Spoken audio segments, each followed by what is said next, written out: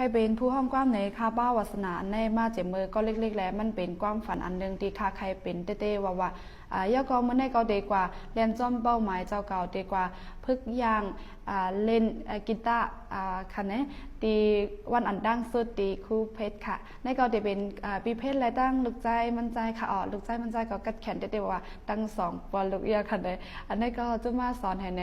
ปีเพชรเขาสอนบันไรดีเต้ๆย่าก็ปีเพชรเขาสอนบันปองใจง่ายเต้ๆค่ะจะเป็นก้นใต้เฮาค่ะก้อยค่ะมีไว้ดีสำรงค่ะให้ก็ตีเป็นที่ในกรุงเทพค่ะในก็ขึ้นแป่นมือให้ก็ลองเป้าหมายเจ้าเก่าแลเยื่องอันเจ้าเก่าแน่เนี่ยเจถึงเยื่องอันเต้ค่ะเต้นั่นได้ก็จะอยู่ที่ดั้งคัดใจและดั้งเยี่ยนกันเจ้าเก่าแทงอันหนึ่งก้อยกาไทยไว้เป็นตีหมายต้องวันอ่อนดังสุดเพราะเขาขาเป็นกว่าเต้ๆเนี่ยวันอ่อนดังสุดแน่เอาเงินซื้อเอาแลก็อำไรแลเนี่ยก็นั้นขึ้นไทยไว้เป็นตีหมายต้องค่ะใจตื่นเต้นเต้ๆว่าค่ะเก็กหนาอาล่าว่าเป็นร้องห้องความเนี่ย